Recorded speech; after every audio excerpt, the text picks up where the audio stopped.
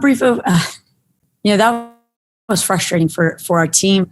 For me as a coach, I thought we played really hard. I thought tonight we were the better team in the game. Credit to NC State. They put on a great fourth quarter, and we had a little bit of trouble scoring in the fourth quarter, but I think most of their scoring came from the free throw line. So that was frustrating for us. We scored more field goals from the floor from them. We had to kind of change up our lineup because we were in so much foul trouble. So this is one of those games where, you can't get it back. And, I have a lot of sad, frustrated players in the locker room that know they kind of played their hearts out in this game, but, it just didn't go our way in the end. And I hope we can channel the frustration and the anger that we feel from this game and kind of bottle it up, get through finals because we're all in finals this week, and then come out in our next ACC game against Syracuse and again, play hard and play with the confidence that we played with today. Thanks, Coach. We'll open up for questions. We'll start things off with Ethan. Hey, Coach. So you guys had that great third quarter, and then that transitioned pretty quickly into your fourth. Do you think that was mostly due to their defensive pressure, or you guys just slowed down on offense, momentum shift? What do you think? Yeah, I think their defensive pressure did kick up a notch, and we had some I guess you could say forced turnovers that we normally wouldn't have, but it was also because we had foul trouble and had some guards on the bench that we could have had in there at that time. We need to work on that to handle that pressure and play when we're up against a great team. So yeah, I think that we had to take care of the ball better in that fourth quarter, and we did kind of slow it down a little bit, meaning we were going to make sure we didn't settle for anything rushed because we had the lead. So yeah. We'll go next to Dan.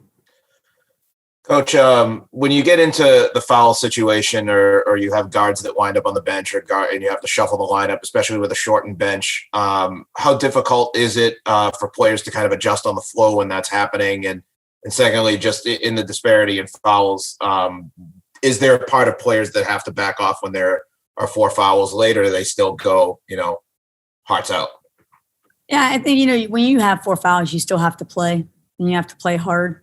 I don't know. I guess it's tough when you play and a team shoots 34 free throws and you shoot 8. And I thought that it was a physical game on both ends of the floor. I couldn't tell really a difference. So I'm not sure why we didn't get to the foul line that many times. I thought that we were just as capable of getting those same calls on our end. So that was, I think, what was ultimately frustrating for our team as well, that, maybe they should have been in foul trouble along with us, but they weren't. And I think, that's something that we tried to adjust to it. I don't know. I don't really have an answer for you there. We'll go back to Ethan. So I know Taylor Soule's the leader on your team, and how do you think her foul trouble throughout most of the game impacted the flow? It must have been pretty different having her out on the bench. Yeah, and I think that a couple of our earlier games we did have to play without Taylor Soule, and I thought when she was on the bench, we still did the little things to make up for her not being out there. I think sometimes you can see our rebounding suffers a little bit when she's on the bench, so that's something that we had to make up. But her and Jalen both being in foul trouble, and they're kind of the two that sub in and out for each other and help each other out. But they both were in some foul trouble, and I don't think we had a kid not in foul trouble. What was it? We had 29 fouls called against us. So when you have 29, it's hard to have anybody not in foul trouble. So yeah, that was a rough one.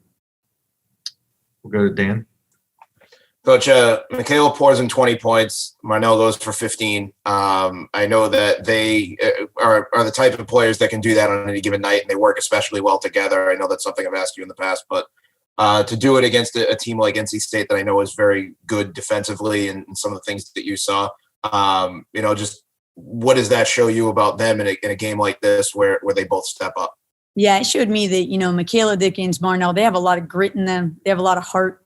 I thought that was hands down Michaela Dickens' best game of the season, maybe the best game of her career as far as putting two ends together. She not only played great offensively, but defensively, she was everywhere as far as getting in the help side, had great closeouts.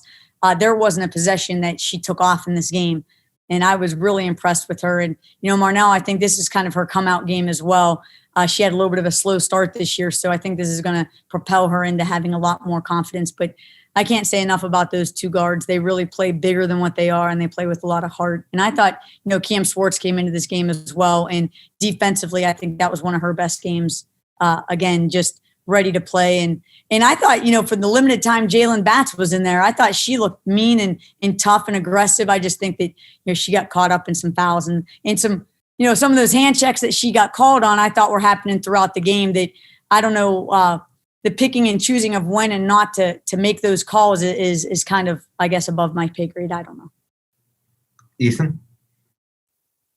So that was a tough loss, but definitely a lot different than Georgia Tech. What did you see, and especially the first three quarters, that you really liked and that you thought you could keep going, incorporating to later games? You broke up a little bit there. Can you repeat that? Oh, sorry. Yeah. What did you see in the first three quarters that you liked and thought looked really good and you're excited about going forward? I thought our defensive intensity and our communication, like you could, without having a crowd in there, you can really hear on possessions if our team is communicating or not communicating. And I thought every defensive possession, you could hear all the players on the floor really talking, and they never forgot what their responsibilities were defensively, which and that's where you hate to see them penalized so much with fouls, because they really did play a great defensive game today. And I thought, even blocking out, that was a few times our inside game forgot to block out, and it allowed them to get some easy offensive boards. But outside of that, I thought, we did a pretty good job. So moving forward, I want to see that defensive intensity. And I thought we shot the ball with confidence today. And we'll wrap things up with Dan.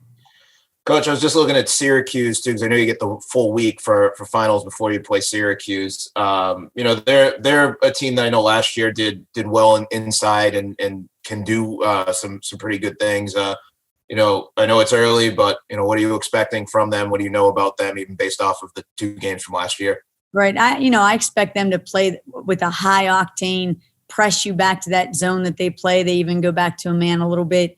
They have great 3-point shooters, and they're going to push. Tiana's back, and she's a great point guard. So, they really are much like, they're a top 20 team in the country, and it's because they don't have a lot of weaknesses and they really push tempo. So that should be a fun game for us to come out and hopefully take our frustration that we just felt tonight and play hard in that game.